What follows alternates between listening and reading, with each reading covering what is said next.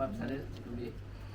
Sebagaimana Encik yang kata 70 tahun tu tempoh masa yang panjang.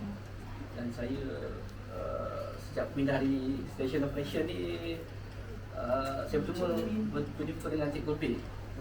Banyak saya belajar daripada Cikgu B, banyak pengalaman saya dapat, banyak kenangan, banyak kata orang program-program yang grup buat bersama-sama tu banyak join by Cikgu B.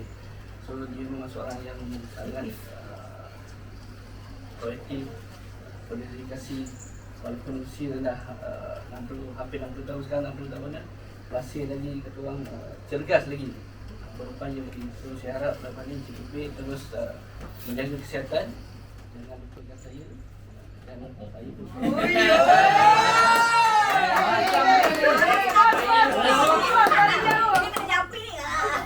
Sedih. Tak terkata. So kalau ada salah silap daripada saya, lebih sebenarnya kita bersama, harap dimaafkan ya, lebih. So semoga enjoy bersama family. Good luck. Kalau apa saja, Cikgu B lakukan selepas ini. Okay.